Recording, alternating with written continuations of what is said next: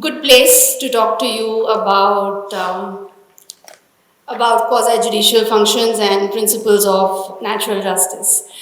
So how I've planned this session is this.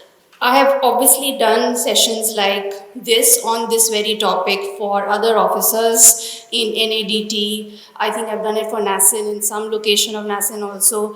So my sense from my experience in conducting such a session is that the audience usually knows what are principles of natural justice, but maybe there is a gap between what you know theoretically about principles of natural justice and maybe problems that you face in converting that knowledge into your practice. So I have prepared a slide deck, as you can see, and we will cover broadly 5 issues. I will try and wrap it up in maybe half an hour, 40 minutes. And I would really encourage all of you to ask questions, to give examples where you might have experienced some issue in complying with principles of natural justice or issue in understanding what is expected of you when principles of natural justice is mentioned. Because I think if you ask those questions and we interact more, that will allow you to actually learn better than me just running over these slides. But I'll still run over these slides in about half an hour's time. So there are 5 issues that we are looking at. What are quasi-judicial functions? Do authorities under GST and customs law perform quasi-judicial functions? How are principles of natural justice implicated in performance of quasi-judicial functions? What are the principles of natural justice, and why should principles of natural justice be followed? So first, what are quasi-judicial functions? The term quasi simply translates into partially or partly.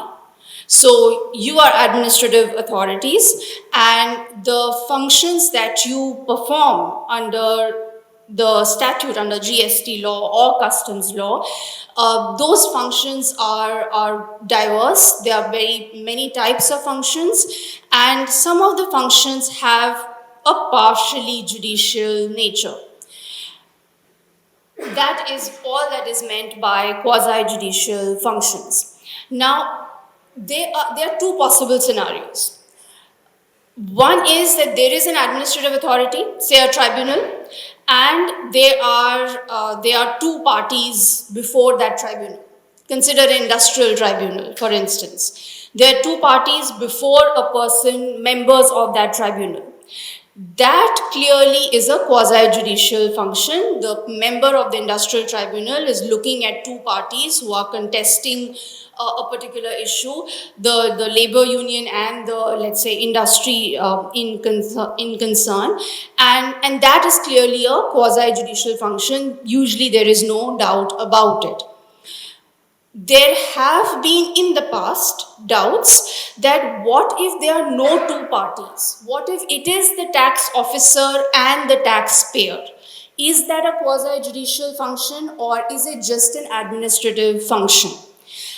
By now, the position is settled that even if there are no 2 disputing independent parties, which is what happens in High Court or Supreme Court or judiciary as we understand it, even if that is not there, even if it's a tax officer and a taxpayer, it is a quasi-judicial function. It is not an administrative function. Why is that relevant?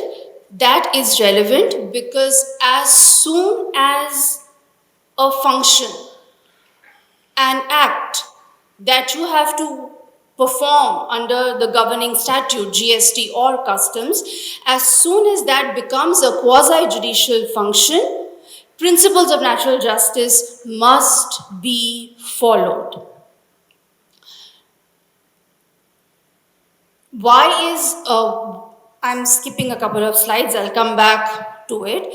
Why is it that principles of natural justice must be followed? I'll mention 2 broad classifications of reasons. One is due process, and the other is procedure established under law. What does due process mean? Due process just means that every citizen has an expectation of the state and its officers, that's all of you, that just following whatever statute you are following is not sufficient. The citizens have an expectation of the state and its officers that a fair procedure will be followed, even if it's not written in the statute. So, for this reason, that fairness and reasonableness in process is considered to be a basic fundamental right that citizens have. It has now so come about over numerous Supreme Court decisions that where the function being performed is a quasi judicial function, principles of natural justice have to be followed even if the statute, let's assume GST statute never said anything about principles of natural justice. It does, but just for a second assume that it didn't.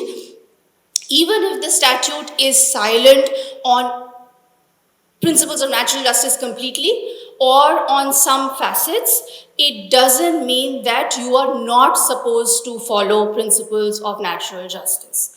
So that's what I have mentioned in the first bullet point here.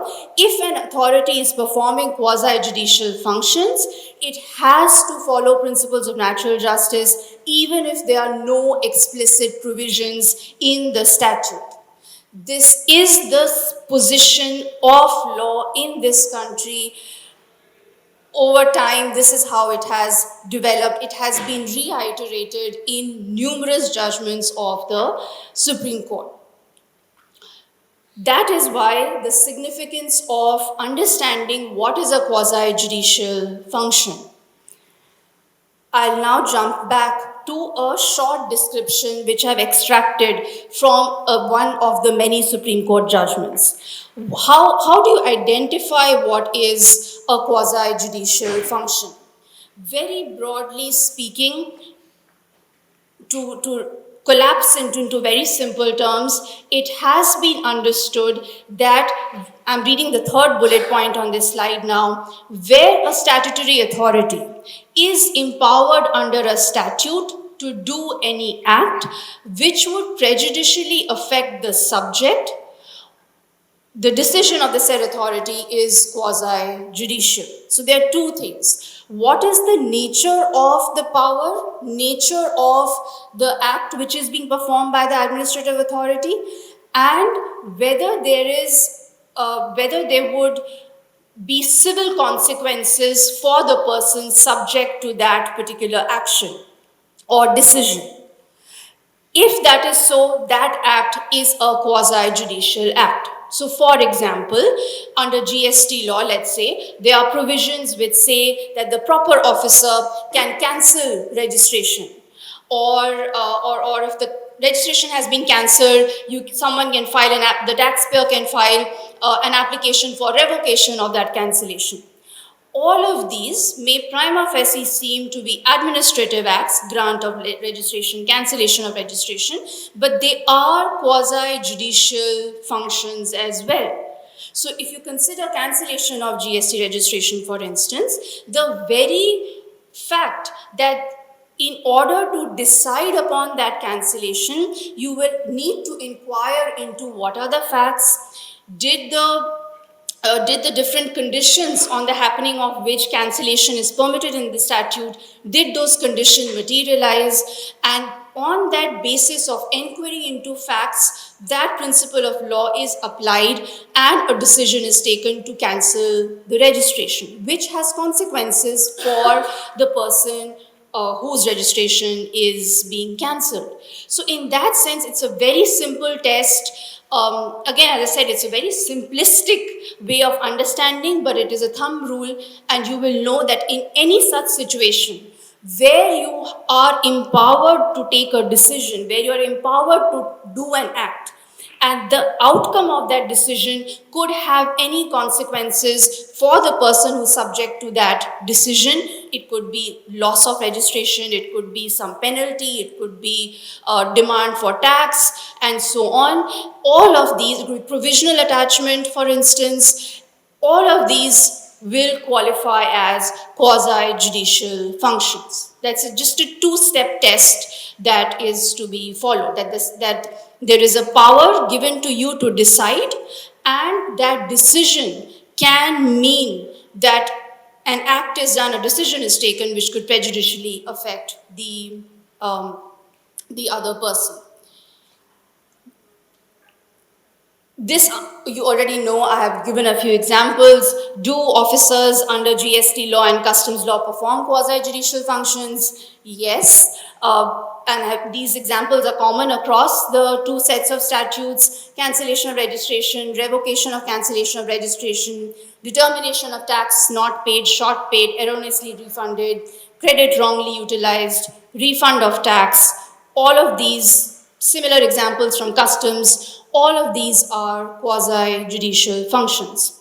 And as I said, the moment something that you are doing, an act that you are doing, a decision that you're doing, falls within this test which I just said, principles of natural justice must be followed, even if you cannot spot different facets of those principles of natural justice in the statute.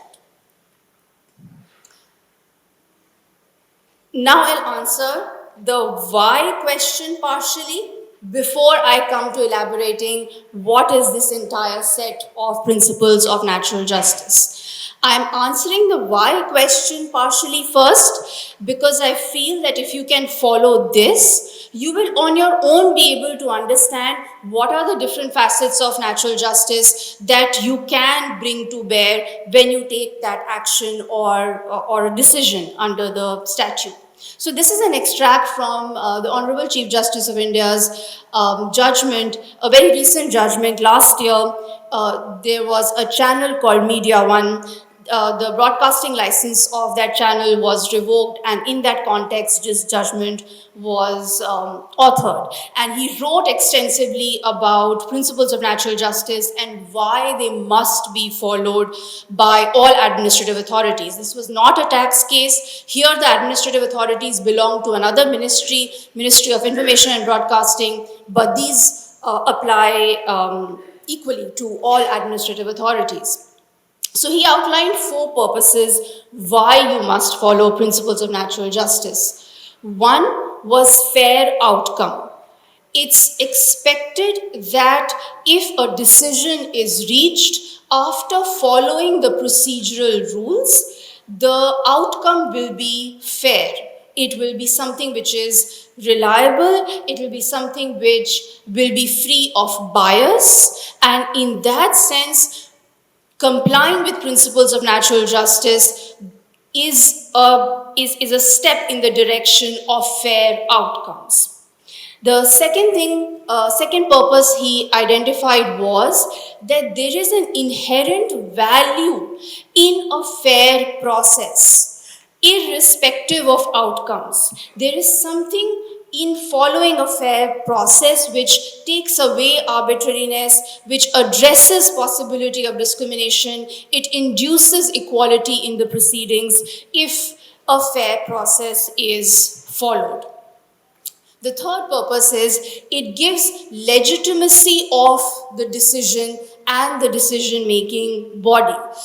If a fair process is followed, the integrity of the decisions is apparent. They appear to be fair, and that's an important confidence building measure in the institution. So it gives legitimacy that this decision, which has been arrived at by following this process, this fair process, is a legitimate exercise of power by the state and its officers.